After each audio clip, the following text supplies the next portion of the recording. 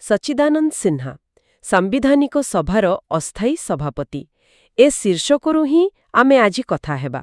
ଆମର ଲକ୍ଷ୍ୟ ହେଉଛି ଏହି ଯୋଉ ପ୍ରଥମ ଅସ୍ଥାୟୀ ଅଧ୍ୟକ୍ଷତା ଥିଲା ତାର ମହତ୍ତ୍ୱକୁ ଟିକେ ଭଲ ଭାବେ ବୁଝିବା। ତେବେ ଚାଲନ୍ତୁ ଆରମ୍ଭ କରିବା। ମୂଳ ତଥ୍ୟଟା ପ୍ରଥମେ ଦେଖିବା। ଡକ୍ଟର ସଚ୍ଚିଦାନନ୍ଦ ସିହ୍ନା ସେ ଥିଲେ ଭାରତର ସମ୍ବିଧାନ ସଭାର ପ୍ରଥମ ଆଉ ଅସ୍ଥାୟୀ ସଭାପତି। ଏଟା ତ ଏକ ସିଧା କଥା ଭଳି ଲାଗୁଛି। ହଁ, କିନ୍ତୁ ଏଠି ଯାହା ପ୍ରକୃତରେ କୌତୂହଳପୂର୍ଣ୍ଣ ସେଇଟା ହେଲା ତାଙ୍କୁ କାହିଁକି ବଛାଗଲା। ଆଚ୍ଛା।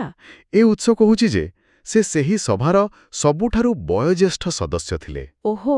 ଆଉ ଏ ନିଷ୍ପତ୍ତି ଏଟା ଡିସେମ୍ବର 9, 1946ରେ ହେଇଥିଲା, ଯୋଉଦିନ ସମ୍ବିଧାନ ସଭାର ପ୍ରଥମ ବୈଠକ ବସିଥିଲା। ଆଚ୍ଛା, ତାହେଲେ କେବଳ ବୟସ୍କତା, ସବୁଠୁ ବେଶୀ ବୟସ ହେଇଥିଲା ବୋଲି।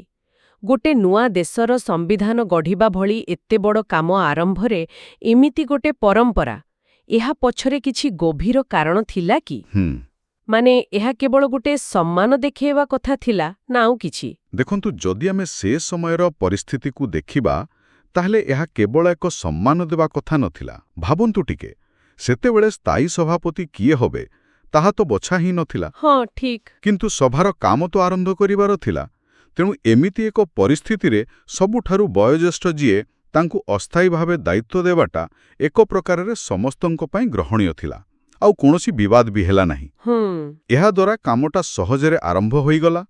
ପ୍ରଥମ ଦିନରୁ କୌଣସି ଅସୁବିଧା ହେଲାନି। ତାହେଲେ ଏହା ଏକ ପ୍ରକାର ସ୍ଥିରତା ଆଣିଲା ଆଉ ଗୋଟେ ନିରନ୍ତରତାର ସଂକେତ ଦେଲା। ଏମିତି କିଛି ଯେମିତି ଏକ ପୁରୁଣା ପରମ୍ପରାକୁ ନେଇ ନୂଆ କାମଟେ ଆରମ୍ଭ କରିବା ଭଳି। ନିଶ୍ଚିତ ଭାବରେ, ଏକଦମ ଠିକ୍ କହିଲେ। ଏହା ଦେଖାଉଥିଲା ଯେ ଏ ଯୋଉ ନୂଆ ସଭା ବସୁଛି, ଏହା ବି କିଛି ସ୍ଥାପିତ ପ୍ରକ୍ରିୟା ଆଉ ସମ୍ମାନବୋଧ ଉପରେ ଆଧାରିତ ହେବ। ଅଧ୍ୟକ୍ଷତାରେ ହିଁ ତ ସଦସ୍ୟମାନେ ଶପଥ ନେଲେ, ଆଉ ପରେ ସ୍ଥାୟୀ ସଭାପତି ନିର୍ବାଚନ ପ୍ରକ୍ରିୟା ବି ଆରମ୍ଭ ହେଲା। ସେଥିପାଇଁ ତାଙ୍କର ଯୋଉ ଅସ୍ଥାୟୀ ଭୂମିକା ଥିଲା, ଯଦିଓ କମ୍ ସମୟ ପାଇଁ, କିନ୍ତୁ ସାମ୍ବିଧାନିକ ପ୍ରକ୍ରିୟାର ଯୋଉ ଆନୁଷ୍ଠାନିକ ଆରମ୍ଭ ସେଥିପାଇଁ ବହୁତ ଗୁରୁତ୍ୱପୂର୍ଣ୍ଣ ଥିଲା। ଆଉ ସେ ତାରିଖଟା ଡିସେମ୍ବର 9, 1946, ଏଇଟା ତ ଭାରତୀୟ ଗଣତନ୍ତ୍ର ଇତିହାସରେ ଗୋଟେ ମାଇଲଖୁଣ୍ଟ। ହଁ, ଏଇଟା ବାସ୍ତବରେ ଏକ ମହତ୍ତ୍ୱପୂର୍ଣ୍ଣ କଥା। ଆମେ ସାଧାରଣତଃ ସ୍ଥାୟୀ ସଭାପତିଙ୍କ ବିଷୟରେ ବେଶୀ ଚର୍ଚ୍ଚା କରୁ, ଡକ୍ଟର ରାଜେନ୍ଦ୍ର ପ୍ରସାଦଙ୍କ କଥା। ହଁ, କିନ୍ତୁ ଏଇ ଯେ ପ୍ରଥମ ପଦକ୍ଷେପ, ଏହାର ବି ନିଜର ଏକ ଗୁରୁତ୍ୱ ରହିଛି। ତେବେ ଏ ପୂରା ଆଲୋଚନାରୁ ମୁଖ୍ୟ କଥା କ'ଣ ବାହାରିଲା ବୋଲି ଭାବୁଛନ୍ତି? ଦେଖନ୍ତୁ, ମୋ ମତରେ ମୁଖ୍ୟ କଥା ହେଲା ଯେ ଡକ୍ଟର ସଚ୍ଚିଦାନନ୍ଦ ସିହ୍ନାଙ୍କୁ ସମ୍ବିଧାନ ସଭାର ଅସ୍ଥାୟୀ ସଭାପତି ଭାବେ ବାଛିବାଟା, ଏହା କେବଳ ତାଙ୍କ ବୟସ ପାଇଁ ନଥିଲା।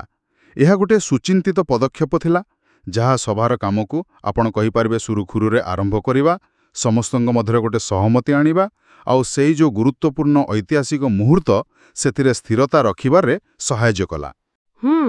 ଏହା ସେହି ପ୍ରଥମ ବୈଠକର ମହତ୍ତ୍ୱକୁ ଆହୁରି ବଢ଼େଇ ଦେଉଛି, ନୁହେଁ କି? ନିଶ୍ଚୟ। ଏହା ଗୋଟେ ସାଧାରଣ ତଥ୍ୟ ଭଳି ଲାଗୁଥିଲେ ବି ଏହା ଭିତରେ ବହୁତ କିଛି ରହିଛି।